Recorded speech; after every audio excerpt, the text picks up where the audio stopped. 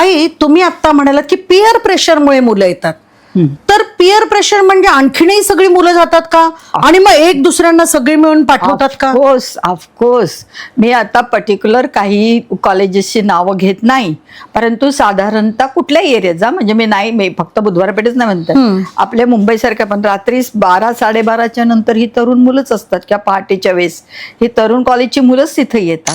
ताई, हे HIV ज्या वेळेला डिटेक्ट होतं, मग त्या स्त्रीला त्या व्यवसायातून बाजूला केलं जातं का? नाही. नाही का जाईल बाजूला? नाही केलं जात.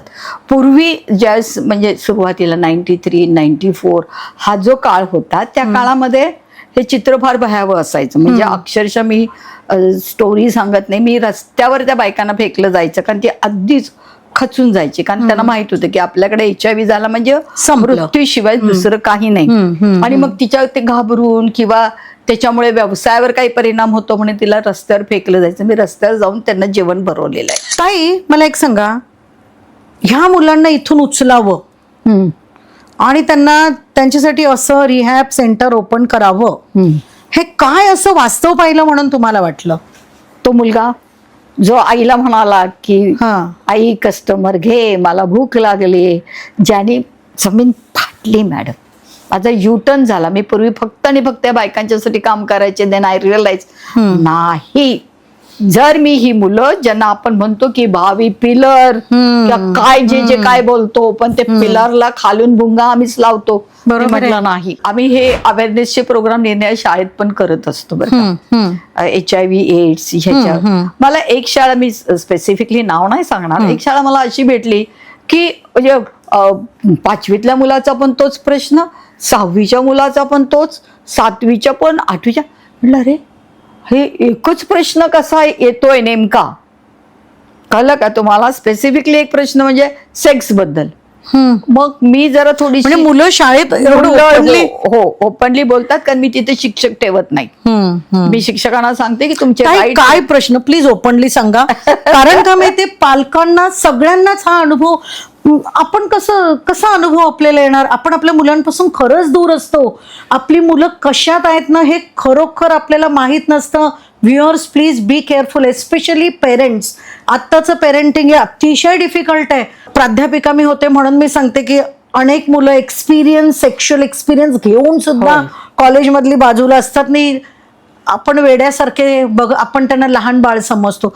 तर प्लीज तो प्रश्न सांगा. तो प्रश्न असा होता की कंडोम फाटला तर, ओ माय गॉड. आणि त्याच्यामुळे म्हटलं अरे 5वीच्या मुलाचा कंडोम कसा फाटू शकतो आणि त्याला कसं कळतं? आणि मग मला कळालं की त्या शाळेच्या बाहेर कोपऱ्यावर एक ब्ल्यू फिल्मचं थिएटर होतं. पूर्वीच्या काळी असायची बघा, आणि त्याच्यामुळे ती मुलं तिथे जायची. मग बऱ्याच वेळेस काम करताना असताना तिथं स्टॉप नाही करता येत. मग ते जाऊन ते उद्ध्वस्त करणं, यु नो दॅट, करायचं तर असं काम करा, नाही तर करू नका. आता जे तुम्ही मला मुलं म्हणता, मी अक्षरशः बॅग, दप्तर, शाळेचं दप्तर घेऊन येणारी मुलं तिथं बघितलेले. मॅडम, हे खरं आहे का? काय हो, मला विश्वास नाही बसत आहे की शाळेच्या शूटिंग करून पाठवते. अगदी मॅडम, अगदी. मी काही एक शब्द, मी आता नावं नाही घेत, मोठ्या हाय प्रोफाईलची जी कॉलेजेस आहेत ना, त्यांच्या मुलांना मी तिकडे पकडलेलं आहे रात्रीचं. आणि मग कुठं असं वगैरे आपण इंग्लिशमध्ये बोललो की ते सांगणार नाही, मी शनिवार वाड्याकडे आलो होतो. अरे शनिवार वाडा कुठे आणि तू कुठेच बाबा? इथपर्यंत माझ्याकडे असाही अनुभव मी आता एक मिनिटात शेअर करते. एक काश्मीरचा एकदम हँडसम हंक, कळलं का तुम्हाला? अगदी फार सुंदर, CA करत होता. आणि तो मुलगा आला आणि मी अगदी नॅकोची लोक आली होती, मी त्यांच्या मीटिंग मध्ये बसले होते, पण तो काही मुलगा थांबायला तयार नव्हता. पाहिजेच होती मी त्याला, म्हणजे as an a counsellor he wants to talk to me. I said ठीक आहे. मी म्हटलं, मी गेले त्याच्याशी बोलले, आणि त्यांनी काय उत्तर द्यावं? फलाण्या ठिकाणी आहे ना मी सेक्स केला आणि तिथं माझं करताना कंडोम फाटलाय, तर तू जाऊन तिकडं त्या मुलीचं HIV टेस्टिंग कर. म्हटलं का रे बाबा, थांब ना तू 2 महिने. मी का तिला जबरदस्ती करू, नाही करणार म्हटलं. आणि मी तुम्हाला सांगते की त्याला कन्व्हिन्स करताना, यू बिलीव्ह ऑर नॉट, तो 2-3 दिवस सतत येतात. अरे म्हटलं शक्यता नाहीये इतक्या पटकन तुला HIV होणं, पण तरी जर तुला, कारण त्याची परीक्षा होत्या, मला त्या मुलालाही वाचवायचं होतं आणि मला त्या मुलीवरही अत्याचार होऊन द्यायचा नव्हता जी सेक्स वर्कर होती. मला तिच्यावरही अत्याचार नाही, कारण तिच्यावर तुम्ही कंपल्शन नाही करू शकत HIV. शेवटी madam, you believe or not, मी 1 लाखाचा चेक लिहिला, बँकेत नव्हते बरं का पैसे. आणि त्याला म्हटलंय बघ, तुला होणार नाही ह्याची खात्री मी देते तुला, कळलं का, नाहीतर तुला म्हटलं 10 लाख रुपये द्यावे लागतील मला. आणि मग तो रिलॅक्स झाला. तर काय ही मेंटॅलिटी. मी म्हटलं बाळा तू का आलास इकडे, तो म्हणला मला इतका स्ट्रेस आला, मी रिलॅक्स व्हायला पिअर प्रेशरनी तिथं आला. ताई, तुम्ही आता म्हणालात की पिअर प्रेशरमुळे मुलं येतात, तर पिअर प्रेशर म्हणजे आणखीनही सगळी मुलं जातात का, आणि मग एक दुसऱ्यांना सगळे मिळून पाठवतात का? ऑफकोर्स. मी आता पर्टिक्युलर काही कॉलेजेसची नावं घेत नाही, परंतु साधारणतः कुठल्याही एरियात जा, म्हणजे मी फक्त बुधवार पेठच नाही म्हणतात, आपल्या मुंबईसारख्या पण रात्री 12-12:30 नंतर ही तरुण मुलंच असतात, किंवा पहाटेच्या वेळेस ही तरुण कॉलेजची मुलंच तिथे येतात. काय म्हणताय? हो अगदी, काय म्हणता वगैरे काही नाही, हे सत्य जे आहे तेच सांगते. आणि मग upper middle class, middle class सगळे का अप्पर मिडल क्लासचे हे वेगळे ठिकाणी असतात? नाही, हे सगळे तिकडेच, एकाच ठिकाणी. आता कॉलगर्ल्सचा हा जो प्रकार आहे तर तिथे काय, पण त्याला भरपूर पैसा लागतो. इथे म्हणजे आता पैशाचाच गोष्ट आली, इथे थोडक्या पैशात 500-1000 या रेटमध्ये होऊन जातं. पण त्याच्यात मला तेही तुम्हाला विचारायचं की साधारण ह्या स्त्रियांचा रेट काय असतो, म्हणजे त्यावेळेला 30 जण ती एका रात्रीत किंवा दिवसात 35. हा, sometime more than that also. Okay. मला हे म्हणायचंय तुम्हाला की दॅट डिपेंड्स. म्हणजे नेपाळी ज्या मुली आहेत त्या थोड्या जास्त पैसे घेतात, कारण की गोरी चमडी, सुंदरता वगैरे, आणि त्यांचं स्पेसिफिकली वेगवेगळ्या बिल्डिंग आहेत. मी बुधवारपेठाचे म्हणजे नेपाळी मुलींच्या वेगळ्या बिल्डिंग आहेत, म्हणजे आता तरी ते आहे. आणि मग आंध्र प्रदेशच्या त्या बायका, त्या अगदी थोड्याशा हेल्दी, पण ते डिपेंड्स असतं की आता साधारणतः 500 रुपये त्यांचा रेट झालेला आहे. हा, नेपाळी बायका अजून जास्त घेतात. त्याच्यावर सुद्धा तुम्ही कुठल्या प्रकारचा सेक्स करणार आहात, किती वेळ करणार आहात, त्याच्यावर सुद्धा ते पैसे वाढत जातात. म्हणजे यु नो त्यांच्याकडनं वेगवेगळे डिमांड्स केले जातात. अगदी just to have a sex and go away. हा, ते केलं तर 500 साधारणतः. अजून पुढे तुम्ही बाकीच्या अवयवांना हात लावणार असाल तर त्याच्यावर तेवढे पैसे. तुम्ही अर्धा तास करणार आहात का 1 तास का 2 तास का अख्खी रात्र, त्याच्यावर हे वेगवेगळे पैसे त्यांचे अवलंबून असतात. किती घेणं, काय घेणं, हा प्रकार असतो. हे झाले त्यांच्या ह्याच्यापैकी. पण तुमच्या मनात अजून काही प्रश्न येतो का पैशावर, तुम्हाला विचार, मी सांगते ते पण, की बाबा हा सगळा पैसा त्यांना मिळतो का? हो, हा तर मला नक्कीच प्रश्न आहे, कारण त्यांच्या ज्या आंटी असतात किंवा घरवाली, जे घरवाली म्हटलं जातं, म्हणजे आम्ही तर मूव्हीतच बघितलंय की अशी एक घरवाली असते, ती त्यांना जागा देते, ती त्यांना अन्न पाणी देते, ती त्यांना पैसे देते. तर हा पूर्ण पैसा त्यांच्याकडे जातो की काही शेअर केलं जातं? ह्यांना अन्न कोण देतं? अन्न पुरेसं दिलं जातं का, की ह्यांनाच अन्न शिजवायचं असतं? जरा डिटेलमध्ये मला. अगदी सांगते, अगदी डिटेलमध्ये. पहिली गोष्ट म्हणजे तुम्हाला साधारणतः त्या बिल्डिंगमध्ये किंवा त्या घरामध्ये कुठेही किचन जास्त दिसणार नाही. ओके, ही अगदी महत्वाची गोष्ट. दुसरी गोष्ट, त्या सगळ्या बहुतेक बायका ह्या शिकलेल्या नाहीत. हा, म्हणजे तो हिशोब किताब, ते मला तर आठवतंय पूर्वीच्या काळी ती काय करायची माहितीये का, त्या बायका काय करायच्या की त्यांना एक अशी मोठी दोरी दिली जायची, हा, आणि त्याच्यात तिने कस्टमर झाले की गाठ मारत ठेवायचं मग, आणि अशा प्रकारे ती घ्यायची. परंतु कधी कधी असं होतं ना, फक्त त्यांनी दिलेली जी टीप असते त्या बायका स्वतःकडे ठेवतात, नाहीतर जो तो रेट्स असतो तो त्यांना त्या डब्यामध्ये टाकला जातो. आणि महिन्यातून एकदा, सुरुवातीच्या first week of that month particularly, त्या दिवशी तो डब्बा फोडला जातो. पण खरंच त्याच्यात किती सत्यता असते हो, फोडला म्हणजे दरवेळेस काही तोडत नाही, तर लॉक असतं जे घरवालीकडे असतं. आता एक सो कॉल जी ही घरवाली, ती तिथे तुम्हाला कधीच भेटणार नाही. अगदी त्यांचे छान फ्लॅट आहेत. एकीचा तायमोनारामध्ये फ्लॅट आहे. Oh, Hadapsar, one of the best. जिथं मी राहते तिथे तिचा फ्लॅट, म्हणजे इतक्या श्रीमंत असतात त्या. मग ती कोण ठेवते, तर मॅनेजरला तिथं ठेवते. म्हणजे जी वयस्कर बाई असते, जी सगळ्यांवर लक्ष ठेवते, अशा बाईला तिला तिथं ठेवलं जातं. ठीक आहे, ही दुसरी गोष्ट झाली. आता ह्या कोणी सुशिक्षित नाहीत, पैशाचा अगदी उघडपणे जे काही करप्शन होत होतं ते आम्ही बघत होतो. तिसरी महत्वाची गोष्ट की तिचा जो पैसा असतो त्यातला अर्धा भाग हा घरवालीचा असतो, हा अर्धा भाग हा हिचा असतो. त्या अर्ध्या भागामध्ये तिने काय काय करायचं असतं, तर तिने रेंट द्यायचा असतो, तिने खायचा पैसा खर्च करायचा असतो, आणि उरलेले ती पैसे परत आपल्या घरी पाठवत असते. अरे बाप. म्हणजे तिच्याकडे शेवटी काय, झिरो.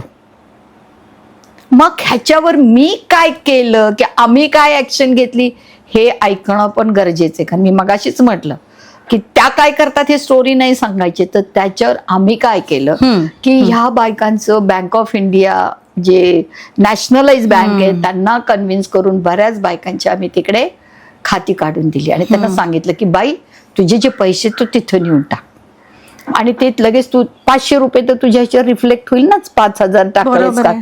अशा प्रकारे आम्ही त्यांना ते समजून सांगितलं आणि बऱ्याच बायका आता तिथं त्या पैसे टाकतायत.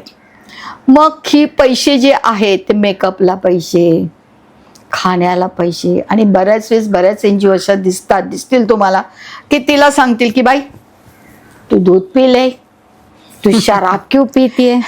अगं बाई काहीच तरी, ठीक आहे दूध पिणं हे तिच्या आरोग्यासाठी चांगलं आहे. मगाशीच मी सांगितलं की तिथे काही हॉटेल, तिच्या घरात काही कुक नाहीये किंवा बाबा काही स्वयंपाक खोलीच नाहीये, त्याच्यामुळे तो नाही, फार कमीच्या घरामध्ये स्वयंपाक केला जातो. मग काय हॉटेलमधून इकडून तिकडून काय मिळेल, वडापाव मिळेल, काय जे काही चायनीज फार खातात ते, हे असंच खायचं आणि राहायचं. मग त्यासाठी आम्ही काय केलं, तर आम्ही त्याच्यासाठी कम्युनिटी किचन आपल्या इथे चालू आहे. योग्य त्या भावामध्ये, जेवढ्याच तेवढ्या भावामध्ये आपण त्यांना पोळी आणि भाजी देत, जी चांगली व्यवस्थित. पण तू बऱ्याच वेळेस असं आम्हाला पूर्वी आढळलं की ज्या बायकांना HIV आणि AIDS आहेत त्यांना ART सेंटरमध्ये ट्रीटमेंट घ्यायला जावी लागते. तिच्याकडे कधी कधी पैसा नसेल तर अशा बायकांना आपण फ्रीमध्ये ते खाणं देतो. प्रत्येक गोष्टीला काहीतरी आपण चांगलं करायचा प्रयत्न करत आहोत. नुसत्या गोष्टी नाहीत, नुसत्या स्टोरीज नाही आहेत. बरोबर आहे ताई. हे HIV ज्या वेळेला डिटेक्ट होतं, मग त्या स्त्रीला त्या व्यवसायातून बाजूला केलं जातं का? नाही. नाही का जाईल बाजूला? नाही केलं जात. पूर्वी ज्यावेळेस म्हणजे सुरुवातीला 93, 94 हा जो काळ होता, त्या काळामध्ये हे चित्र फार भयावह असायचं. म्हणजे अक्षरशः मी स्टोरी सांगत नाही, मी रस्त्यावर त्या बायकांना फेकलं जायचं, कारण ती अगदीच खचून जायची. कारण त्यांना माहित होतं की आपल्याकडे HIV झाला म्हणजे मृत्यूशिवाय दुसरं काही नाही. आणि मग तिच्या ते घाबरून किंवा त्याच्यामुळे व्यवसायावर काही परिणाम होतो म्हणून तिला रस्त्यावर फेकलं जायचं. मी रस्त्यावर जाऊन त्यांना जेवण भरवलेलं आहे, अगदी रविवारी माझ्या सुट्टीच्या दिवशी येऊन सुद्धा. पण एवढं त्यावेळेस सुद्धा मी डेअरिंग करू शकत नव्हते की तिला कुठंतरी बाहेर वगैरे, नाही का. पण हळूहळू परिस्थिती बदलत गेली. तिलाही कळलं की माझं लाईफ आता एक्सपॅन्ड होत आहे किंवा मी अजून वर्ष जगणार आहे, मला रेग्युलर औषध घ्यायचं. त्या काळची अजून एक गोष्ट मी ताई सांगते की बऱ्याच वेळेस आम्हाला आढळलं की बऱ्याच मुली ह्या मृत्युमुखी पडत होत्या, कारण की ARTची ट्रीटमेंट थोडीशी हाय असते ना, आणि तिला कधी जेवण केलं नाही केलं. आणि त्यावेळेस मग ही संकल्पना आमच्या डोक्यात आली की आपण आता यांच्यासाठी कम्युनिटी किचन चालवणं अत्यंत गरजेचं आहे, की कमीत कमी ते जेवण खाऊन जाऊ शकते. आणि तुम्हाला माहिती HIV एड्सनी कोणी मरत नाही, परंतु भीतीने जास्त बाकीचे आजार, कॅन्सर वगैरे यासारखे जे आजार होतात त्याच्यामुळे त्या मृत्यू. पण मग यांचं काही भविष्य नाही ना, आजार पडला, आजार झाला, असं कॅन्सर झालं किंवा आणखीन काय, तर यांचं कोण आहे बघणार? आहे ना मी. आणि खरंच देवाकडे प्रार्थना की सीमाताईंसारखं त्यांना उदंड आयुष्य लाभो आणि यांच्यासारख्या अनेक स्त्रिया येऊत की ज्या असं काम करतात. मी आहे ना मी आणि माझ्या मुली असं म्हणणाऱ्या आहोत. पण मला असं वाटते ताईंच्या NGO बद्दल जाणून घेणं फार गरजेचं. ताई जरा तुमच्या NGOचं नाव आणि आणखीन एक गोष्ट मला इथे सांगायचं आहे की ज्या वेळेला मी ते नवा काळमध्ये वाचलं, त्याचं टॅगलाईन होतं मम्मी भूक लगी आहे कस्टमर लेना, सुन्न करणारा प्रश्न. तुमची माझी लहान मुलं आई खाऊ दे ग म्हणून आईच्या पाठी लागतात, आई कौतुकाने बनवते, पण ते मूल सांगते आई कस्टमर लेना. ताई काय ही आहे? वास्तविकता आहे. मी कुठलीही गोष्ट अतिरंजित करून कधीच सांगत नाही, कारण की शेवटी मला ते भान आहे की मी एका माणसाबद्दल, एका व्यक्तीबद्दल बोलते. ती स्त्री जिला मी आपली मुलगी म्हणते, तिची वास्तविकता जास्तीत जास्त लोकांच्या पुढे आणायचा मी प्रयत्न करते. हे बघा, एक माणूस म्हणून ठीक आहे, मी माझ्या आयुष्याचे अर्ध आयुष्य दिलं असं आपण बोलून जाऊयात, पण मला तुम्हाला त्यांच्या फक्त स्टोरीज सांगायच्या नाही, तर त्याच्यावर उत्तर काय आम्ही शोधली किंवा ॲज अन एनजीओ म्हणून काम काय करतो. तर आमच्या एनजीओचं नाव आहे रेव्हरंड हरिभाऊ वाघमोडे पाटील प्रतिष्ठान. मी मुद्दाम माझ्या सासऱ्यांच्या नावावर ठेवलेलं आहे, कारण की इंदापूर तालुक्यातला पहिला ग्रॅज्युएट झालेला माणूस आणि त्यांनी तिथे भरपूर कामं केलेली आहेत, तो वेगळा भाग आहे. आणि त्यांच्याकडूनच खरं तर मी ही प्रेरणा घेऊन हे काम सुरू करत आहे. ह्याच्यामध्ये झालं काय की एनजीओ काय काम करते, तर ज्यावेळेस आम्ही हेल्थ इश्यूवर काम करायला सुरुवात केली, सुरुवातीला एमसॅक्स बरोबर मी काम केलेलं आहे, आणि त्यावेळेस हेल्थ इश्यूवर काम करत असताना जसं आपण घोड्याला ती हे लावतो ना दोन्ही बाजूला झापड, त्याच ह्याच्यातून तुम्ही नाही काम करू शकत, जे की गव्हर्नमेंटचा तो एक रोल असतो. मग जेव्हा तिला कळतं की माझ्या शरीराची काळजी घ्यायला इथं आहे, मग त्यावेळेस अनेक गोष्टी येतात. मग मुलांचं शाळेत ऍडमिशन करून देणं, नाही का, मग मुलांना कुठं राहायची सोय आहे का ते बघणं, मुलगा कॉलेजमध्ये जात असताना त्याला कुठे ठेवणं, आणि बऱ्याच अशा किंवा बाबा नंतर त्यांना कळतं की माझं बाळ मोठं होत आहे, आणि माझं बाळ मोठं होत असताना त्याला आता हे कळता कामा नये. अशा काही आया आहेत की ज्या मुलांना सांगतात की मी हे तुझ्यासाठी हे काम करत आहे, कारण ते मुलांना वेगळं ठेवतात. हो, शक्यतो कुठली आई अशी आहे, कारण बऱ्याचच मला लोक असं म्हणतात, मग त्या बाईला असं वाटत असेल ना आपल्या मुलीने पण हाच धंदा कर. मला सांगू ते कुठल्याच आईला असं वाटत नाही, शक्यच नाही, शक्यच नाही, कारण तिने जे भोगलेलं असतं ते आपल्या मुलांना कधीच असं वाटत नाही. मग त्यांना ऍडमिशन, मग त्यांना हॉस्पिटलमध्ये ऍडमिट करायचं असेल तर मला तुम्हाला ह्याच्यावर सुद्धा एक गोष्ट सांगू दे की असं कुठलाही लॉ नाही किंवा कायदा नाहीये की जर एखाद्याला ऍडमिट व्हायचं असेल तर तिला केअरटेकर तिच्या बरोबर असायला पाहिजे. पण ह्या बायकांच्यासाठी मात्र नक्कीच आहे का कोणी तिची काळजी घेणार तरच तिला ऍडमिट असं विचारलं जातं. अगदी विचारलं जातं. म्युन्सिपल हॉस्पिटल, कॉर्पोरेशनच्या हॉस्पिटलमध्ये इव्हन दो एक असं मध्ये हे ठेवून तिच्या पलीकडेच तिला विचारायचं तरी को क्या होता है क्या रे. बुधवार पेठेतली बाई म्हटलं त्यांच्या डोक्यावर एक असं रेष असायची. ते बऱ्याच गोष्टी आम्ही उद्ध्वस्त केल्या, बऱ्याच गोष्टी आता बरंच काही सुरळीत आणायचा प्रयत्न केला आहे, परंतु अजून लोकांच्या मनात एक घृणा ह्या बाईबद्दल. म्हणजे हॉस्पिटलमध्ये जिथे आपण म्हणतो की सेवाभावी मानवतावादी लोक, तिथे पण ह्यांना सेवाभाव नाही, यांच्यासाठी मानवतावाद नाही. कुठल्या हॉस्पिटल म्हणजे लुटण्याचं एक ठिकाण. पण कॉर्पोरेशन मध्ये लुटालुटी काही येते? येते, सगळीकडे येतात. अहो साधं तुम्हाला प्रयत्न यायचा असेल तर पैसे दिल्याशिवाय तो ॲम्ब्युलन्सवाला ॲम्ब्युलन्स काढत नाही. कुठल्या जगात जगताय तुम्ही? ह्या गोष्टी काही अनभिज्ञ नाही आहेत आपल्याला सगळ्यांना ह्या गोष्टीची कल्पना आहे. मग ह्या सगळ्या गोष्टी बिचारीला करून, म्हणजे मी पूर्वीच्या काळी असं सुद्धा मला आठवते की मी आणि डॉक्टर नितीन बोरा म्हणून आम्ही होतो, एका बाईला ऍडमिट करायचं होतं, अख्खी रात्र तिला ऍडमिट नाही करून घेतलं. तिचं ब्लड इकडे चेक करा, तिकडे चेक करा, तिकडे चेक करा, शेवटी ती कॉरिडॉरमध्येच बाई बाळंतीण झाली आणि तिचं बाळ गेलं. अशाही घटना घडलेल्या आहेत. आणि त्या डॉक्टर बोरांच्या हातात ग्लोव्ज पण नव्हते, त्यांनी तसंच तिचं बाळंतपण केलं. मग त्या माणसाला स्वतःच्या मरणाची भीती नाही? नक्कीच, कारण त्याच्याही पलीकडे जाऊन त्या व्यक्तीने केलं ना ते काम.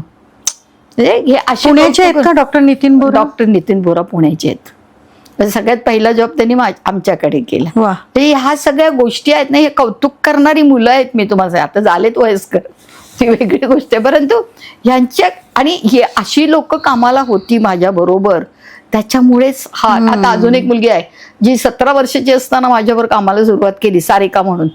आज ती जवळजवळ 34 वर्षाची आहे. Steel today she is working with me. आणि इतकं म्हणजे आता लोक सीमाला विसरून सारिका मॅडमला लक्षात ठेवतात आणि मला ह्याचा आनंद आहे. मला जराही किंतु माझंही पहिलं बोलणं सारिका मॅडमशीच झालेलं आहे. आणि मी तुम्हाला आता परवा एकाने बॅनर हे केले आणि त्या बॅनरमध्ये त्यांनी आणि सारिका मॅडमचा फोटो मोठा, आणि मला कोणीतरी असं कानात फुसफुस केलं, मी म्हटलं राहू दे, कारण तिने ते कमवलंय आता. बरोबर आहे. तिने आता ते कमवले. शेवटी दुसरी पिढी निर्माण करायची हवीच असते आहे, ना, हवीच आणि आहे. ती अप्रोप्रिएट पाहिजे ना, की नुसतं वरवर साठी, करणं, बरोबर आहे, शोसाठी नाही. बरोबर. मग त्यांच्यासाठी मेडिकल रिसोर्सेस उत्पन्न करणं. आमचं आठवड्यातून एकदा तिथे ॲम्ब्युलन्स असते पूर्ण दिवस, जिथे तिची रक्ताची तपासणी फ्री मध्ये, मेडिसिन्स फ्री मध्ये. आम्ही अगदी शुगरचे पण मेडिसिन्स त्यांना तिथे फ्री मध्ये देतो. बुधवार पेठेमध्ये, बुधवार पेठेमध्येच ॲम्ब्युलन्स येऊन थांबते. कोणता वार असतो? तो मंगळवार असतो. मंगळवारी. हा. ओके. आणि ताई, मला इथे एक विचारायचं आहे की ह्या बायकांना जी मुलं होतात ती त्यांना अशी इच्छा असते आपल्याला मुलं व्हावी, म्हणजे आपलं वंश पुढे चालावा, एवढ्या नरकात राहून सुद्धा त्यांना अशी इच्छा होते की ऍक्सिडेंटली ही मुलं होतात आणि मग त्यांना अबॉर्ट केलं जातं का, की अबॉर्ट नाही केलं म्हणून ही मुलं राहिलेली असतात? काय एक्झॅक्टली असतं? ऍक्सिडेंटलीच म्हणावं लागेल, कारण की ती त्या व्यवसायातच आहे. म्हणजे कित्येक वेळा तिलाच माहित नसतं की ह्याचा बाप कोण आहे. हा, बरोबर. प्रामाणिकपणे सांगते, कळलं का? आणि ती तरी कुठे एकाशी अटॅच राहू शकते? कशी राहू? कारण की आहे बघा, प्रत्येक माणसाला एक खांदा लागतो की ज्याच्यावर तो डोकं ठेवून आपलं सुख दुःख वाटू शकेल. ह्याच्यासाठी तिच्याकडे एक माणूस असतो, पण मी पण त्याला भांडगुण म्हणते. तिच्याच वर जगत, तिच्याच वर जगणारा तो माणूस असतो. त्याला ती नवरा म्हणत असेल. हो, नवरा म्हणून मानते, पण लग्न वगैरे अशा काही गोष्टी नसतात, कळलं का? काहीच नाही. आणि पण असं प्रत्येकीला असं भांडगुळ असतं, असतो बहुतेक. आणि तो तिला शेवटी लुटूनच जातो. Mental requirement. आणि तो तिला लुटून जातो. मला अशा एकही केस नाही की तो फार प्रामाणिक आहे आणि तिला घेऊन गेलाय. पूर्वीच्या काळी एक चेतना नावाचा पिक्चर होता बघा, कळलं का? त्याच्यात जी वास्तविकता दाखवली ना, ती अजूनही त्यांच्या जीवनात आहे, अजूनही आहे. म्हणजे तिला लग्न करून बाहेर घ्यायचं, तिचा आहे नाही ते लुटायचं आणि परत न्यायचं. अशा मुली बऱ्याच वेळेस मम्मी म्हणून माझ्याकडे येतात की मला ह्याच्याशी लग्न करायचंय, करू का? मी त्याला एकच सांगत असते, अगदी चक्क ब्राह्मणाची मुलं सुद्धा येऊन या मुलींशी लग्न करायच्या. हो, तो प्रेम वगैरे तो जो काय फेज असतो ना, त्याच्यात मी अगदी प्रामाणिकपणे सांगू का तुम्हाला, कदाचित माझी भाषा तुम्हाला कठीण वाटेल, मी त्याला सांगते, नवरा बायको आहात, कुठं ना कुठेतरी खटकणार, त्या गोष्टी होतच असतात, कळलं? पण तू जर तिला तू तिला बोल, काही तिला बोल. जर तू तिला बोललास की मैंने तुझे रंडी बाजार से लाया है, तर तुला फिरून फिरून मारे, ही माझी भाषा असते. इथून त्याच वेळेस तिला उचलून जा, जर तिला मानाने सन्मानाने तू जगू शकत असशील तर, नाहीतर तिला बिचारीला तिचं जीवन जगू दे ना. पण असं होतं, असं तुमच्या आयुष्यात खूप लग्न करून जातात? हो, माल हे बघा मॅडम, लग्न खूप करून जातात, खूप परत पण येतात. काही काही एनजीओज असतात, आम्ही एवढ्यांची लग्न केली ते सांगू नका, आम्ही एवढी झाडं लावली ते सांगू नका, सक्सेस किती झालेत त्याच्यातली ते सांगणं महत्वाचं आहे. माझ्या दृष्टिकोनातून काय महत्वाचं, त्यातले सक्सेस किती झालेत त्याच्यासाठी तुम्हाला त्या स्त्रीच्या पाठीमागे खंबीरपणे उभं राहणं गरजेचं आहे. मी जे रिहॅब सेंटर काढलेलं आहे तिथे बघा, इतक्या अशा 4 मुलींची मी लग्न करून दिलेली आहेत आणि त्या 4ही जणी उत्तमरित्या चांगल्या कम्युनिटीमध्ये, आपल्या सोसायटीमध्ये जगत आहेत. त्या नवऱ्यांना सांगताना मी सांगितलेलं की उठली, पण त्यांचं एकच असतं, तुमच्या ह्याच्या खाली तयार झाल्यात ना मग चालतं. आणि उत्तमरित्या माझ्या नवऱ्याकडे मोठी लिस्ट आहे, आम्हाला लग्नाला मुली पाहिजेत. हा, हो. आणि मग इथल्या मुली, मग अशा वेळेला मग ते गुंड वगैरे त्यांना सोडतात का? हे बघा, त्या मुली माझ्याकडच्या रिहॅब सेंटरच्या मुली, ज्या लहानपणापासून मी मोठ्या केल्या, आणि ह्यांच्या मुली ज्या त्या व्यवसायात गेलेल्या नाहीत, पण ह्यांच्या मुली, या मुलींना सुद्धा, हे बघा, आता छान प्रश्न विचारला, ह्याच्यावर एक उत्तर सांगते मी तुम्हाला. मगाशी आपण पैशावर बोलत होतो. सपोज एखादी मुलगी 1 लाख रुपये घेऊन विकली गेलेली आहे, एखादी वस्तू आहे, आपण विकत घेतो, मग त्या वस्तूची परत किंमत त्या वस्तूने आपण मागतो का, की मी तुला 50 रुपयात गेल्यात? आणि इथं हा व्यवहार चालतो की ह्या मुलीला ते 1 लाख रुपये चक्रवाढ व्याजाने परत करावे लागतात. मग त्याच्यात कित्येक वर्ष जातात. ही त्यांची एक स्ट्रॅटेजी आहे की ह्या मुलीला तापून कसं ठेवायचं ते, बरोबर आहे. पण ज्यावेळेस ते पैसे तिचे निघून जातात त्यावेळेस ती मोकळी होते ना. मग त्यावेळेला त्यांच्यावर कोणी गुंड आणि कोणी अधिकार, हे बघा, गुंड तर नेहमीच असतात. पण Please. त्यावेळेलाही त्यांना आणलं जातं, त्यावेळेस आणलं जातं म्हणजे मला नाही कळालं. परत म्हणजे ती मुलगी आता तिने सांगितलं की ती मला बाहेर नाही जात, ती बाहेर नाही जात, ती तिथंच असते. जो लग्न करून घेऊन जातो, असे फार क्वचित असतात हो, की जे तिला लग्न करून बाहेर घेऊन जाणार, तो येतो, तो तिच्यावर येऊन राहील, पण तो तिला बाहेर समाजात नेणार नाही. समजता का? फार कमी असे असतात की जे समाजात घेऊन जातात आणि फार कमी असतात. त्यांची मुलं, जी बाई आपल्या मुलांच्यासाठी झटते, मग इथं तिथं वशिला लावून कॉर्पोरेशनमध्ये, म्हणजे मी एक उदाहरण सांगते, इकडे तिकडे लागतात, त्यांना पण आपली आई परत नेलेली चालत नाही, त्यांना नकोच ती आपली आई. म्हणजे आता ह्यांची मुलं जी तुमच्या एनजीओत येतात, हा, त्या एनजीओतल्या मुलांना तुम्ही वाढवता, मोठं करता, शिक्षण देता, बरोबर आहे. ते समाजात राहतात आपल्यासारखेच, बरोबर आहे. तुमच्याकडनं दूर निघतात, परत चांगल्या ठिकाणी नोकरी आणि सगळं होतं, व्यवस्थित आयुष्य जगतात, आपल्या आईला सन्मानाने आणत नाही. तो नाही, करेक्ट नाही, ह्या मुलांच्या बाबतीत मी बोलत नाही. आपला पहिला नियम हॉस्टेलचा तो आहे, तू आपल्या पायावर उभा राहा. जो मुलगा असेल किंवा मुलगी असेल, आजीला विसरून जायचं, म्हणजे मला आजी डॅडीनं विसरून जायचं, पण आपल्या आईला त्या एरियातून बाहेर काढायचं, हे त्यांच्या मनावर बिंबवलं जातं सातत्याने. आणि मी तुम्हाला सांगू का, कदाचित हे वाईट असेल, पण मी त्यांना हे विसरू देत नाही की ती कोणाची मुलं आहेत.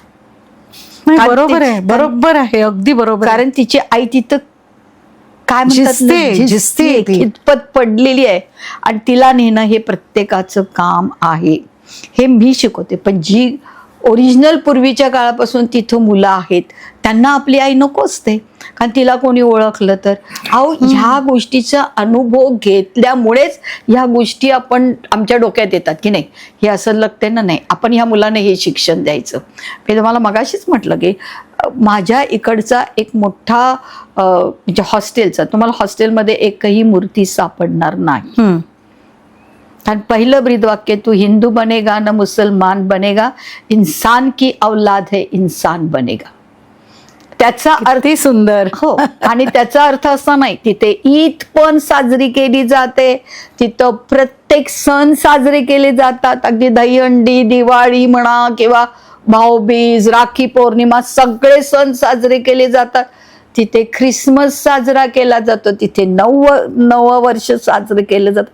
त्यांना आपलं जे कल्चर आहे त्या प्रत्येकाची ओळख त्यांना तिथं करून दिली जाते. तू जेव्हा त्या गेटच्या बाहेर जाशील, तुम्हाला माहिती आहे का, मी कुठल्याही मुलाचं नाव सुद्धा बदललेलं नाही. मुसलमान तर मुसलमानच ठेवलेलं आहे, जे ज्याचं नाव आहे ते तसंच ठेवलेलं आहे. बाहेर जा, तुला जसं निर्माण करता, जसं तुला सुचवेल तसं तू कर. मला हेच कळत नाही की त्याची जात का लिहावी लागते अजून पण मला, का तू हिंदुस्थानी ही जात बस होऊ शकत नाही का? आणि माझं आता सध्या त्याच्यासाठी भांडण चाललंय गव्हर्नमेंटशी. नको जात विचारू, हिंदुस्थानी ही जात कशी वाटते मला तुम्ही सांगा. एक फंडा आहे मॅडम माझा जगण्याचा, सांगू? सांगा ना. सारे जहां को गुलशन में न बदल सके हम, सारे जहां को गुलशन में न बदल सके हम, चंद कांटे उठा लिए जहां से गुजर चुके हम. वा, हा माझा फंडा आहे जगण्याचा. किती सुंदर. हो, आणि त्याच्या अलीकडे आणि पलीकडे अल्लाड पल्लाड काही नाही. हे माझं जगणं आहे. मान्य असेल मान्य करा, नसेल तर तू तुझ्या रस्त्याने, मी माझ्या रस्त्याने. भले तुम्हाला विचार गटार साफ करते, यस, काही हरकत नाही. ज्या हाताने तिथं त्या लोकांच्या एवढी दुःख बघितलेली आहेत, एवढी दुःख बघितलेली आहे, तुम्हाला म्हणजे कल्पना पण तुम्हाला येणार नाही हो.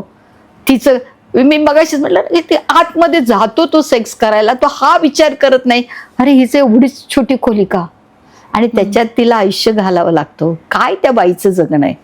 पैसे तिल्याकडं नाहीत. मी एक असं बऱ्याच जणींना विचारलं की बाई तू का घरी पैसे पाठवतीस, तुझ्यासाठी का नाही काही समर्थन? नाही मम्मी, वापस मेरा कोई आना नाही चाहिए. म्हणजे बघा किती उदारवादी आहे. तिला परत कोणी नको यायला. आता बऱ्याच वेळेस मी HIV बाबतीत पण मी तुम्हाला सांगते की तुम्ही मगाशी विचारलं की सगळ्याच कंडोम वापरतात का, तर कंपल्शन असायचं की बाई तू वापर, नाही तर तुला आजारच. पण जिला नंतर माझ्या हळूहळू लक्षात आलं की जिला आजार झालाय ती कंडोम न वापरायची नाही. हो, मग उसको क्यों नहीं हुआ, मुझे क्यों होतं ना. एका रूम मध्ये जर 10 बायका आहेत तो दोघींनाच का, बाकीच्या 8 जणींना का नाही? मग त्यांनाही म्हणजे हे कुठेतरी मानवी मन, रिवेंज रिवेंज येतो तिचा. मग उसको क्यों, मुझे क्यों नाही. मग मला तिला त्याच्यावर, तुम्हाला माहिती आहे, इतकं डोकं चालवावं लागतं. मग आउट ऑफ वेनी जाऊन मेडिकलच्या त्याच्या पलीकडे जाऊन मला तिला सांगायला, अरे अगर तूने कंडोम नहीं यूज किया तो और जंतु उसके अंदर जाएंगे, तू जल्दी खराब हो जाएगी, तू जल्दी मर जाएगी. अशा प्रकारच्या गोष्टी सांगाव्या लागतात. खूप मी जेव्हा नवीन आले होते ना, म्हणजे त्या एरियात जेव्हा कामाला सुरुवात केली, तेव्हा कचरेवाले सुद्धा यायचे नाही, झाडूवाले यायचे नाहीत. माझ्याकडे फोटो आहेत, कोण उद्या मला काय बोललं तर मी त्यांना दाखवेन. अक्षरशः ते कॉर्पोरेशनचे लोक बोलवायची, साफ करून घ्यायची, DDTची पावडर करायची. या बायका असं निवडणार आणि असं फेकून देणार भाज्या वगैरे. ते आपण जाऊन त्यांच्यावर, अरे मॅडम आप मत उठाव, मैं उठाव ना तो आप उठाव. इथपर्यंत ह्यांच्यासाठी कामं केलेली आहेत. मग कॉर्पोरेटरनी यायचं. मी एकदा एका ठिकाणी इंटरव्ह्यू दिला, म्हटलं यांची पाईपलाईन खूप जुनी आहेत, माणसं नाहीत का होती? माणसं नाहीत का, मी तुम्हाला विचारते, पाईपलाईन बदलायला नको का? हा पठ्ठ्या आला माझ्याशी भांडायला, हे काम आमचं आहे. म्हटलं तुम्ही नगरसेवक आहात हे विसरू नका, आणि आपला रस्ता धरून जायचा. नगरसेवक आहात, मी कुठली सेवक नाही, मी NGO चालवते. म्हणजे इथपर्यंत त्यांची दादागिरी असते अक्षरशः. अहो काय म्हणून, पण मग ते त्यांचं काम आहे तर ते आधी का नाही केलं? मग ते ह्या गोष्टी आहेत ना, काही आहेत चांगले. म्हणजे मी मग उडदा माझी काळे गोरे, हो तो प्रकार आहेच. पण जास्त अनुभव हाच आहे. हा थोडी माणसं गुंडागर्दी. ताई मला एक सांगा, ह्या मुलांना इथून उचलावं आणि त्यांना त्यांच्यासाठी असं रिहॅब सेंटर ओपन करावं, हे काय असं वास्तव पाहिलं म्हणून तुम्हाला वाटलं? तो मुलगा जो आईला म्हणाला की आई कस्टमर घे, मला भूक लागली, ज्याने जमीन फाटली मॅडम. माझा युटर्न झाला. मी पूर्वी फक्त आणि फक्त बायकांच्यासाठी काम करायचे. देन आय रिअलाइज नाही, जर मी ही मुलं ज्यांना आपण म्हणतो की भावी पिलर, काय जे काय बोलतो, पण ते पिलरला खालून भुंगा आम्हीच लावतो. म्हटलं नाही. मला मी अजून एक वास्तव सांगते तुम्हाला. ज्यावेळेस कोविड आला होता, माझी साठी उलटली होती त्या कोविडच्या काळामध्ये, आणि मला एका काही महत्वाच्या पेपरवर सह्या करायच्या होत्या. मी जेव्हा तिथं गेले त्यावेळेस मी बघितलं की जे गव्हर्नमेंटचे अंडर गव्हर्नमेंट जे अशी चालवत होते बाल विकास केंद्र, ते सगळे बंद ना. ही अनेक मुलं रस्त्यावर, कस्टमर सुद्धा येणं जाणं चालूच होतं. कोविड मध्ये कस्टमर यायचे. मी 26 मुलं त्यावेळेस तिथून उचलून आणले. माझ्या अगदी चांगल्या मैत्रिणी ज्या NGOशीच कनेक्टेड आहे, त्या मला म्हणाल्या, सीमा तू हे डेअरिंग करू नकोस. मी त्यांना एकच उत्तर दिलं, हमने अपनी जिंदगी जिली, शेवटी परमेश्वराच्या हातात आहे, मला काय व्हावं. आणि मला तुम्हाला सांगू दे ना, मला कोविड झाला ना तर लेकरांना कोविड झाला. पण ही मुलं अशी रस्त्यावर. आता मी रिसेंटली भेटले त्या मॅडमना. म्हटलं काय मॅडम, म्हटलं का तुम्ही बंद केलं? ते सरळ तोंडावर, आपलं मागं नाही पुढं नाही. अहो नाही, माझा हा नंबर नव्हता, माझा तो नंबर. म्हटलं नंबरावर जगतो का आपण? म्हटलं ही मुलं नंबरावर जगवायची का आपण? म्हणजे कुठल्या तरी चाकोरीत राहून त्यांना कामं करावी लागतात. आम्हाला तशी कामं करावी लागत नाही. गव्हर्नमेंटचा आपण पैसाच घेत नाही. त्याच्यामुळं काय आमचं काय आहे की मी चक्क असं लिहिलंय की वसतिगृह आणि मुलं सांभाळते मी. ताई ह्या मुलांना वाढवताना अनेक अडचणी नक्कीच येत असतील, कारण त्यांची मानसिकता, त्यांनी बघितलेलं ॲटमॉस्फिअर, त्यांची बोली भाषा. तुम्ही एक मला सांगितलं होतं की ते खेळताना पण एक विचित्रच खेळ खेळतात. मला जरा आपल्या व्ह्युअर्ससाठी सांगेन, स्पष्ट शब्दात सांगते. बघा, शेवटी मी मगाशीच म्हटलं की त्या मुलांनी हे सगळं बघितलेलं असतं, कारण तिची खोली एवढी लहान. माझी एक स्ट्रेंज लाईव्ह म्हणून फिल्म आहे, मी तुम्हाला पाठवून देईन. त्याच्यात बघा की अगदी 2 मिनिटात मी दाखवलेलं आहे की एक बाई आहे, तिचं बेड आहे, ते कचकच वाजतंय आणि खाली चपला बदलतायत, आणि हे वास्तव आहे. ह्याच्यामध्ये कुठलीही अतिशोक्ती नाही. मुलं बाळ तिचं खेळतंय तिकडे, खाली चपला कारण मला सेक्स तर नाही दाखवता येणार ना, खाली चपला बदलताना दाखवल्यात. आणि शेवटी ती बाई उठते आणि 20 रुपये दाखवते आणि डोक्याला लावून मी पाठवेन ते वेगळा विषय. पण ही जी मुलं आहेत, ह्या मुलांनी सगळं बघितलेलं आहे. जो मुलगा आपल्या आईला असं म्हणतो त्याचा अर्थ त्यांनी बघितलाय की नाही. आणि ह्या सगळ्या ट्रॉमामधून त्यांना काढणं मग त्यांना सायकोलॉजिकल ट्रीटमेंट देणं, त्यांच्या मनावर काही परिणाम होऊ नयेत म्हणून त्यांना सांगणं, त्यांच्याशी बोलणं, हे सगळं करावं लागतं. अहो काल परत मी तुम्हाला सांगते घटना झाली की एक मुलगी 4 वर्षाची आणि भाऊ तिचा काहीतरी 6 वर्षाचा असेल. त्या दोघांना रेड हँड असं काहीतरी करताना पकडलं. आमच्याकडे वास्तविक मुलं आणि मुली दोघंही वेगवेगळे आहेत, एका छताखाली नाहीयेत ऍज पर गव्हर्नमेंट रूल, आणि चांगला रूल आहे तो. ती जी मुलगी आहे जी ह्या सेवेभावासाठी, जी ख्रिश्चन आहे, जिने केवळ देवाची सेवा म्हणून ती तिथं आली की मला या मुलांची सेवा करू दे, मी तिला अलाउड केलं. ती मुलगी इतकी डिस्टर्ब झाली की ती मला सारखं ऐकत नव्हती. तिला मराठी नाही येते, हिंदी पण नाहीये. मला ती सारखं म्हणते, अरे पण त्यांना कळत नाही का बहीण भाऊ? म्हटलं तू काय अपेक्षा करते 4 वर्षाच्या मुलाकडून आणि 6 वर्षाच्या मुलाकडून? त्यांनी जे बघितलंय ते नॉर्मल करतायत. मी म्हटलं त्याच्यातूनच त्यांना आपल्याला बाहेर आणायचंय. मी अक्षरशः मुलींना समोरच्या छोट्या, आपली मुलं कशी समजा खेळ खेळताना काहीतरी बॅग वगैरे घेऊन किंवा भातुकलीचा घर खेळतात, घर वगैरे, ही मुलं चड्डी काढणं हा खेळ खेळतात. आणि त्याने तुम्ही काय अपेक्षा करणार मला ते तुम्ही सांगा. बऱ्याच वेळेस मी बघते आणि मला कळत नाही की मी या बाळाला काय करू, मारू का मारू हा मोठा प्रश्न आहे. कारण त्याने त्याला ते दृश्य आपण दाखवलेलं आहे, बघितलेलं आहे त्यांनी ते. मग ह्या सगळ्यातून बाहेर काढायचं मॅडम त्यांना. आणि मला तुम्हाला अजून एक, म्हणजे मी खरं तर काय म्हणावं, खेदच म्हणावं लागेल, परत ज्यावेळेस आपण म्हणतो ना बाल्यावस्थामधून तारुण्यावस्थेत पदार्पण करताना पुन्हा त्यांच्या डोक्यात तेच येतं. हे बघा, मैत्रीच्या मी विरोधात नाही, मुला मुलींनी बसावं, गप्पा मारावेत, I am not against that. किंवा त्या काळामध्ये वाटतं एखाद्याला की माझा हा मित्र, ऑपोजिट सेक्स बद्दल आकर्षण असणारच आहे. पण तिथे सुद्धा त्यांचं काय असतं माहितीये madam, they want to jump on the sex, आणि ते मला नको आहे. म्हणजे ते ज्या वेळेला पौगंडावस्थेत जातात त्यावेळेला तुम्हाला आणखीन चॅलेंजेस असतात. म्हणजे अक्षरशः डोळ्यात, तुम्हाला माहितीये का आता या वयामध्ये मला 2-4 वेळा रात्रीचं उठावंच लागतं. मी अक्षरशः असं जाऊन मुली मोजते सगळ्यांच्या बेडवर, सगळे आहेत ना. कारण माझ्या रूमच्या बाहेर माझं स्वतःच छान घर आहे गावामध्ये, पण मला तिथे जायला वेळच मिळत नाही. कुठे? बारामती नाही, बोरी. बारामतीच्या पासून 21 किलोमीटरवर आहे. म्हणजे बारामतीचा तोच आहे. मग आता करू काय मी, मला सांगा ना. कारण म्हटलं ना, घेतलेला वसा तोडायचा नाही, मोडायचा नाही, तो आपल्याला अविरतपणे चालू ठेवायचा आहे.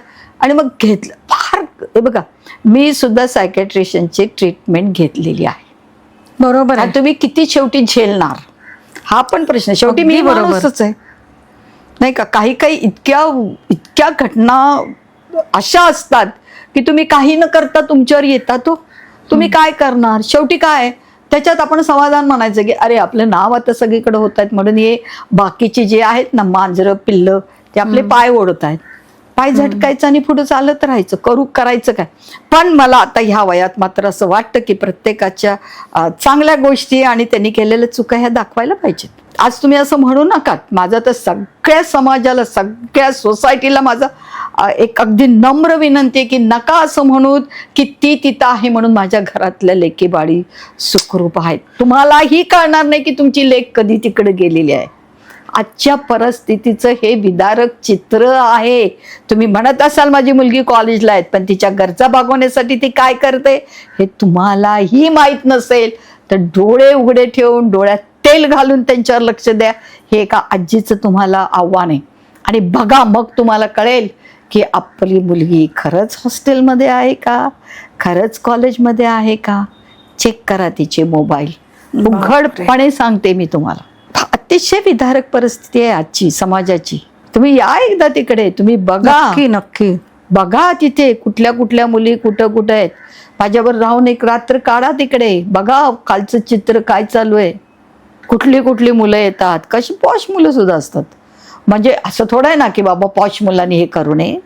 शेवटी सगळे त्यांना, म्हणून मी नेहमी म्हणते की त्यांना तिथं आणणारे तुम्ही आणि मी आहोत. आणि हा बाजार नेहमीच भरतो. म्हातारे ज्यांना चालता येत नाही असे येतात. असे येतात. मी कधी तुम्हाला एक गंमत म्हणून सांगते. मी त्या मुलीने विचारते, हात येऊन करतो तरी काय, he has to pay the same amount, you know. Yes. अजून करतो तरी काय बोलू मॅडम. आणि अजून एक मी तुम्हाला गोष्ट सांगते की ह्या बाईला आपण आहे ना तिला तिचे जे काही तिच्यासाठी कायदे आहेत ते सुद्धा आपण मोडतो बरं का. म्हणजे साधारणतः बघा तुम्हाला किंवा मला इन्क्वायरीसाठी बोलवायचं असेल तर आपल्याला दिवस मावळायच्या आधी आणि दिवस सनराईज नंतर आपल्याला, आणि ह्यांच्यासाठी असं नसतं. बऱ्याच वेळा रात्रीचे रेट झालेले तुम्हाला दिसतील. पण असं रेड अलाउड नाही आहे ना रात्रीचे? हो, पण अलाउड नाही हे कोण कोणाला सांगणार?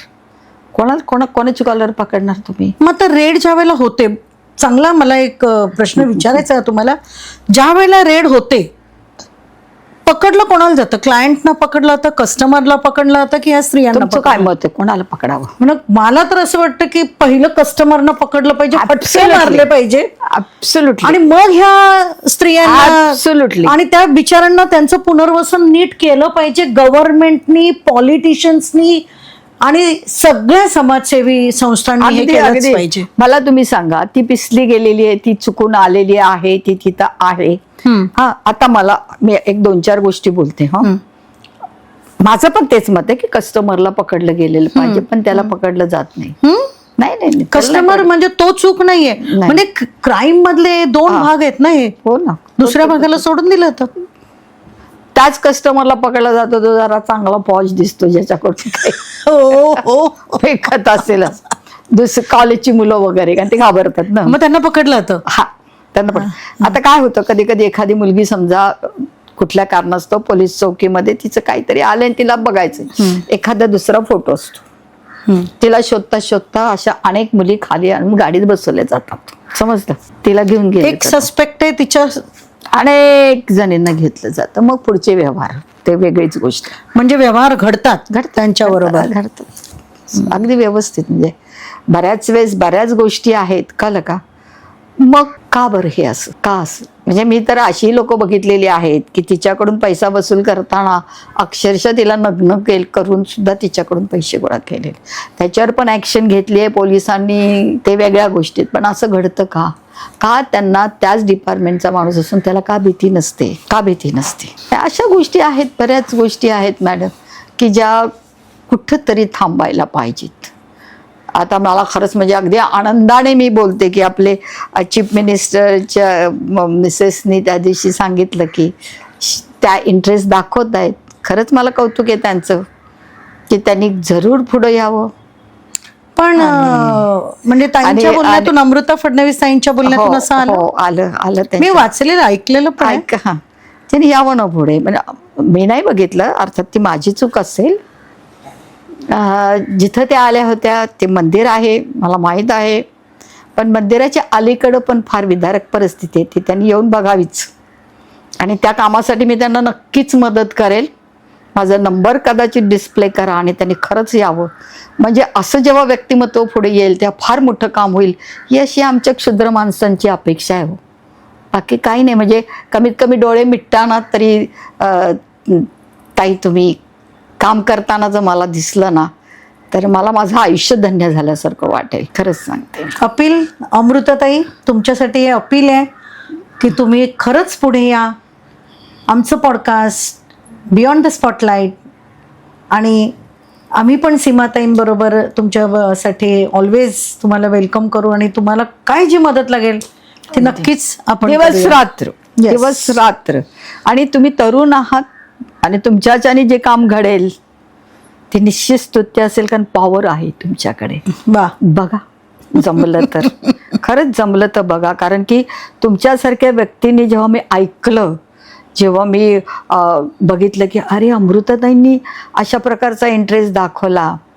ठीक आहे, तुम्ही नाही एरियात जरी आलात, मंदिरापर्यंत जरी आलात तरी काही नाही, पण तिथपर्यंत येणं सुद्धा फार मोठी गोष्ट आहे अमृताताई. आणि या हो जरा एकदा, मी स्वतः तुम्हाला सगळा एरिया दाखवेन. तुम्ही जोपर्यंत थकणार नाहीत तोपर्यंत मी तुम्हाला घरं दाखवेल. तुम्ही जोपर्यंत तुमच्या डोळ्यात अश्रू येणार नाहीत तोपर्यंत मी एका मुलीला तुमच्यासमोर आणून दाखवेन. आणि त्याच वेळेस मला कदाचित असं वाटतं की तो रेड लाईट एरिया कदाचित ग्रीन लाईट एरियामध्ये बदलेल. ही मनापासून तुम्हाला अगदी म्हणजे ह्या वयात मी अगदी तुम्हाला मनापासून हात जोडून विनंती करते, करून बघा. ह्याच्यामध्ये जी मजा आहे ना ती कदाचित, म्हणजे तुम्ही एवढ्या मोठे आहात, मी तुम्हाला काय बोलणार. पण तू जे सीएमच्या पत्नी म्हणून तुम्हीच ते करू शकता, एवढंच मला म्हणायचं आहे बस. थँक्यू. आणि थँक्यू खरंच मनापासून सांगते ताई, करा. खूप छान. आपल्यापर्यंत जावो ही आमची सदिच्छा सगळ्यांची. जाईल. ताई, हे सगळं करत असताना तुमची फॅमिली किती सफर झाली? ते खरं तर माझ्या नवऱ्याला एकदा येऊन विचारा, माझ्या मुलांना येऊन विचारा. खरंच खूप कारण सफर झाले. लोक नुसतं तिथे पाऊल आपण बघितलं जरी तरी असं आपल्याला नावं ठेवतात, तर तुम्हाला तर अहो, मला थेटरिंगचे असे कॉल्स आलेले आहेत की तुझी मुलगी आज ह्या स्कूटरवर हे असं करून करून गेलेले आहे, ते थांब. पण मी नाही थांबले. खरं मी म्हटलं शेवटी बघा, तुमचं आणि माझं आयुष्य त्याच्या हातात आहे, नाही का. आणि देवाने वाचवलं, हो आतापर्यंत वाचवलं. नाही म्हणायला धमकी गेलं. वगैरे असं? अगदी खूप धमकी. म्हणजे माझी मुलगी, मी सांगते ना, जेव्हा तिला लग्नाला मुंबईत तिचं लग्न झालंय, ती लोखंडवाला मध्ये राहते, ती ज्यावेळेस तिला गेला, मी म्हटलं अगं गाड्या आल्यात, चल सोना ते आपल्याला जायचंय. तिने मला मिठी मारली आणि म्हणाली, मम्मी तुझं माझ्याकडे नाही तुला लक्ष देता आलं, पण शेवटच्या ह्या दोघी त्यांच्याकडे तरी लक्ष दे. म्हणजे अजूनही ते आलं की डोळ्यात पाणी येतं. खरंच नाही मी लक्ष देऊ शकले मुलांना. म्हणजे फक्त त्यांना अन्न, वस्त्र आणि प्रेम जो आईचा जिव्हाळा लागतो तो नाही देता आला. परंतु आत्ता ह्या क्षणाला त्यांना कळतं की मम्मी ठीक आहे, आम्हाला नाही तरी तू एवढ्या सगळ्यांना प्रेम दिलं आहेस, तर त्याचा अभिमान आहे. आता काय माहिती वरवर बोलतायत का, अगदी मनापासून असं नाही, बोलतायत. नक्कीच अभिमानास्पद आहे. हो. एका फॅमिलीलाही अभिमान वाटतच असेल. हा. आणि हेही मी समजते की लोकांना सगळ्यांनाच वाटतो गांधीजी आपल्या घरात नाही दुसऱ्यांच्या घरात हो, व्हावेत, अगदी, कारण त्याचे अगदी. चटके, त्याचा दाह हा खूप मोठा नाही, असतो. अगदी अगदी अगदी यांनी अनेक मुलांवरती छत्र दिलं, पण बरोबर आहे, स्वतःच्या घरात थोडस कमी छत्र झालं नाही, असेल. नाही, नाही, कमी Hope पडले. so की तुमच्या मुली ते सगळं समजून घेत असतील. ताईंनी एक मला गोष्ट सांगितली होती की त्यांच्याकडे एक हाऊस हेल्प होती आणि तिच्या मुलीला ठेवायला कुठेच जागा नव्हती. ताईं जरा सांगा. नाही, म्हणजे मला सांगावं लागेल, जरी असेल तरी ती मला म्हणजे माहीत नाही. पहिल्यापासून माझ्या आईवडिलांचे संस्कार म्हणा किंवा काय, आम्ही कोणालाही उच्च नीच मानलं नाही बरं का. आणि ती ताई होती, माझ्या घरी यायची, तर मला एकदा बघितलं की तिच्या लहान मुलीला सुद्धा तिने आणलं आणि मला ते नाही भावलं. मी तिला घेऊन गेले आणि माझी तिसरी मुलगी म्हणून मी तिला सांभाळलं. आणि ती इतकी गोड, मी तुम्हाला सांगते, एवढी गोड आहे की तिने खूप प्रेम केला मात्र माझ्यावर. मी जे काय केलं असेल ते तिच्या प्रेमाचं प्रतिफळ म्हणून तिने ते घ्यावं. आणि अतिशय गोड. मला सांगते की तिची ज्या लग्नपत्रिका ती द्यायला गेली त्यावेळेस बिल्डिंगच्या लोकांना कळलं की ती माझी मुलगी नाहीये. आणि ते खूप मोठं सर्टिफिकेट माझ्यासाठी आहे. हे बघा, प्रत्येकाचे दिवस बदलत असतात. कोणीतरी एक मसीहा त्यांच्या जीवनात पाहिजे असतो. आणि आय एम रिअली हॅपी की कदाचित तो बनण्याचा मी प्रयत्न केला. तुम्हाला माझ्या एंटायर ऑफिसमध्ये फक्त मदर टेरेसाचा एक फोटो तुम्हाला दिसेल, बाकी कोणीच दिसणार नाही. कारण तिने खऱ्या अर्थाने या लोकांच्यासाठी काम केलं. मला माहिती आहे की मला त्यांच्या नखासारखं सुद्धा होता आलेलं नाही आहे, परंतु ते माझं आयडल आहे, ते माझे हिरो आहे. कळलं का. मला एवढंच सगळ्यांना म्हणायचं की फक्त उपभोगाची वस्तू म्हणून त्या बाईकडे नका बघूत. कळलं. तिथे कदाचित तुमची आईला तुम्ही बघा, तुमच्या बहिणीला तुम्ही बघा, आणि तरच तुम्हाला तिचं दुःख तुम्ही समजू शकता. अन्यथा नाही समजू शकत. अन्यथा ती फक्त उपभोगाचा एक मांसाचा गोळा म्हणूनच तुम्ही तिच्याकडे बघणार, असं नाही हो. तिला सुद्धा मन आहे, तिला सुद्धा भावना आहेत, तिला सुद्धा तिच्या शरीरामध्ये वेदना आहेत. आणि सगळ्यात महत्त्वाची गोष्ट न विसरता लक्षात ठेवा, ती सहजपणे तिथं आलेली नाही आहे, तर तिला बळजबरीने आणलं गेलेलं आहे. त्रिवार सत्य आहे. कोणी काही म्हणो, किती NGO असतील, मी सांगते ना, अशाही काही NGO आहेत की त्या सांगतात नाही नाही नाही नाही ती तिच्या इच्छेने. हो, कोण इच्छेने येणार आहे? इच्छेने कोण आहे? किती वेळा जरी तिने सेक्स केला तरी तिथं वेदना आहेत, हे विसरून चालणार नाही. आणि ताई की खरंच मी तुम्हाला सुद्धा, आता मला माहीत नाही आज शेवट आहे किंवा नाही आहे, हा विषय असा आहे की आपण अनेक रात्र आणि अनेक दिवस बोललो तरी न संपणार आहे. कारण की तुम्ही मला 3 तासामध्ये माझ्या 33 वर्षाचं नाही विचारू शकत, नाही का. परंतु मनापासून तुमचे धन्यवाद मानते की तुमच्यासारखी लोक आता पुढे येत आहेत. मला माझंही स्पष्ट करू देत की मी काही अगदी मला काही मिळावं किंवा काही नाही. जेव्हा बिलगेट येऊन गेला त्यावेळेस मी कधी स्वतःला बिलगेट तर सांगा तुम्ही इथे राहिलंय. बिलगेट येऊन भेटून गेले, ते माझ्या बरोबर बसले होते जवळजवळ 20-25 मिनिटं. ते सगळं पेपर डिक्लेअर्ड आहे, ते सगळं काही ते जाऊ दे. परंतु त्यावेळेस सुद्धा मी कधी मला असं नाही वाटलं की मी कोणासमोर यावं. पण आत्ता मी खूप लोकांच्या समोर यायचा प्रयत्न मी करत नाही. लोक बोलवत आहेत, मी येते. त्याच्या मागचा उद्देश मला तुम्हाला सगळ्यांना हात जोडून सांगू दे, केवळ एकच आणि एकच आहे की हिच्या यातना तुमच्यापर्यंत पोहोचवण्याचा एक वसा मी घेतलाय, तो मला पूर्ण करू दे. आणि तुम्हाला जेव्हा जेव्हा जमेल तेव्हा तिच्याकडे बघा. तुम्हाला एक माहीत आहे म्हणजे प्रत्येकाला की आपण दुर्गा मातेची पूजा सुद्धा, मूर्ती सुद्धा तिच्या मातीतून करत आहोत. आणि आजकाल तुम्हाला माहित नसेल तर तुम्हाला सगळ्यांना सांगू दे की ह्या लोकांनी आपली माती देण्याचं सुद्धा बंद केलेलं आहे. हो हो, त्या म्हणतात आम्ही नाही देणार. आम्हाला तुम्ही इतक्या वर्षात काय दिलंय. बरोबर आणि आहे. ही तिची तीव्रता जाणून घ्या, तिचं अंतःकरण जाणण्याचा प्रयत्न करा. या पुढे बघा, तुम्हाला मी काम करते ते काम तुम्हाला यूट्यूबवर दिसेल. तुम्ही गुगल करा माझं नाव आणि तुम्हाला वाटलं तर करा मदत, नाही तर आहेच. काम हे चालत राहणार, काम हे चालू ठेवणार. कारण की जे आपण माझी तळमळीक इच्छा आहे की जी मुलं मी सांभाळते त्या मुलामध्ये एक ना एक दिवस एक तरी मुलगा असा असेल की तो जिल्ह्यावर नाही बरं का, आणि देशावर नाही तर आंतरराष्ट्रीय पातळीवर तो मोठा होईल, हा विश्वास माझ्याकडे आहे. आणि तो विश्वास असाच प्रबळ राहण्यासाठी आपल्या प्रत्येकाच्या प्रार्थनेची आणि आपल्या प्रत्येकाची मला गरज आहे. बघा काय वाटतं ते तुम्ही तुमचंच ठरवा. आणि जर वाटलंच तर यापुढे आपण सर्व मिळून एकाचे 2, 2चे 4 आणि लाखो करोडच्या संख्येतून यांना उठवायचा प्रयत्न करू. कारण त्यांना या नरकात घालणारे पण आपणच आहोत, हे विसरता कामा नये. थँक्यू. काय बोलू मी, म्हणजे बोलण्यात एक्सपर्ट असलेली मी आज एकदम स्पीचलेस असं वाटतंय मला. पण मी तुम्हाला सगळ्यांना एक नक्की सांगेन की मी खाली डिस्क्रिप्शनमध्ये NGOचा ॲड्रेस देणार आहे, पैसे कुठे टाकू शकतात ते सगळं देणार आहे. तुमच्या घरामध्ये कोणताही शुभ प्रसंग असू देत, पहिलं डोनेशन इथं गेलं पाहिजे. कारण दाते, परत सांगते, देणारा अजिबात मोठा नसतो, ते घेणारे मोठे असतात. आणि घेऊन ते प्रॉपर ठिकाणी वापर करणारे आणखीन मोठे असतात. सुदृढ समाज जर खरंच हवाय तर अशा सीमाताई लाखोंनी हजारोंनी व्हायला पाहिजेत. आणि ताई, लोकांना आम्ही शतायुष्य भव म्हणतो, पण मी तुम्हाला सांगेन शतायुष्य क्रॉस करून आणखीन किती असेल तेवढं भव.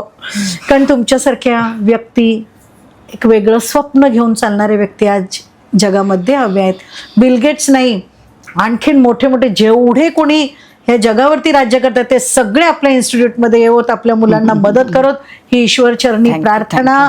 तुम्ही आलात, खूप खूप काय बोलू मी, आभार मानूच शकत नाही. त्याच्या पलीकडे परत सांगते, नतमस्तक आणि चरण स्पर्श हे दोनच शब्द. थँक्यू. ताई, मला तुम्हाला एक म्हणजे राहावलं जात नाही म्हणून बोलतेय. मी अनेक वेळा अनेक इंटरव्ह्यू दिलेत, पण तुमच्यासारखा माणूस म्हणजे खरंच सांगते की निर्भीड, स्वच्छांतकरणाचं आणि बिनधास्तपणे प्रश्न विचारणारे तुम्हीच बरं का. आणि त्याचा रास्त अभिमान तुम्हाला नेहमी असावा. आणि मला असं वाटलं की हे मी बोलावं आणि म्हणूनच बोलते. आणि तुमच्यासारखी लोक जोपर्यंत आमच्या पाठीशी आहेत तोपर्यंत आम्हाला काही उणं पडणार नाही, हे मात्र त्रिवार सत्य आहे. मी काय बोलू. असेच राहा, आशीर्वाद तुमचा. असेच राहा, अगदी अगदी मनापासून असेच राहा. कारण ह्या कामाची खरं गरज आहे आजच्या समाजाला, आजच्या काळाला. तुमच्यासारखी लोक आणि या कामाची खरं गरज आहे. बियॉन्ड द स्पॉटलाइट हे आपल्यासाठी नेहमीच वेगळं वेगळं काहीतरी घेऊन येते. त्यातला हा एक ज्वलंत एक्सपिरियन्स तुमच्याशी शेअर करतोय, तर नक्की शेअर करा, लाईक करा, सबस्क्राईब करा आणि पुन्हा पुन्हा आम्हाला बघत राहा. Thank you friends.